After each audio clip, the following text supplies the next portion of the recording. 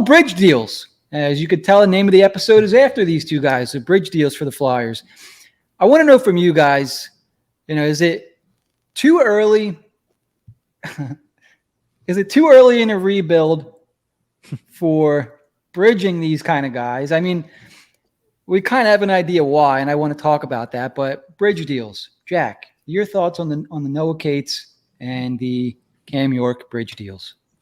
I think they got exactly what I expected. Maybe the money was a little off, but I have not seen enough from, maybe Cates, you could maybe take that leap of faith, but at their age, why would they want to sign a real long term? How much money are you going to give them? For me, they're too young, especially guys like York and probably eventually Frost. You don't know what you really have yet.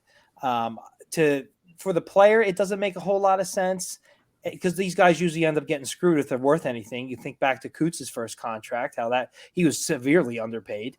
Roman Josi in Nashville, I remember loving that deal for them.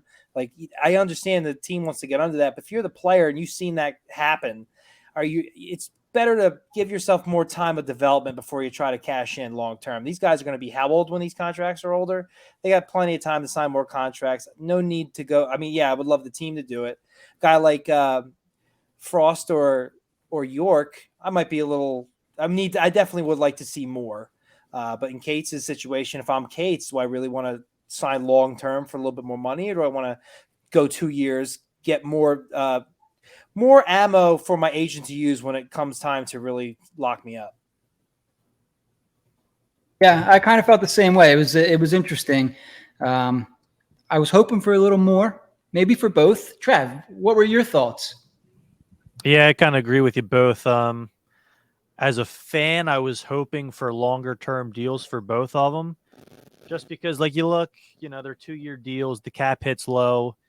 Well, we're not really a cap strap team, so it doesn't really matter if the cap hits low or high for the next 2 years. Excuse me.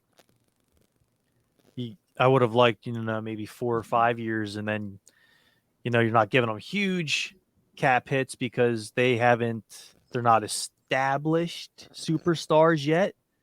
Maybe they do in the future. That's why they signed bridge deals, because they're betting on themselves. I think we're going to start seeing that league-wide, waiting for the cap to go up. But you know what? These are two guys who wanted to bet on themselves, and I think that's smart in their case. For the Flyers, well, it takes two to tango. So if they didn't want longer deals and they only wanted bridge deals, you pretty much have to go that route. So, yeah, personally, I would have liked a little bit longer term, but not much you can do about it. Yeah.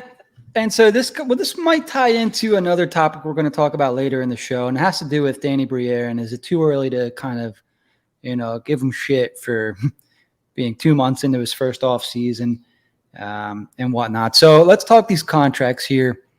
I think the first one was Noah Cates, or was it Cam York signed the first one, or was it Noah Cates? Cates was first.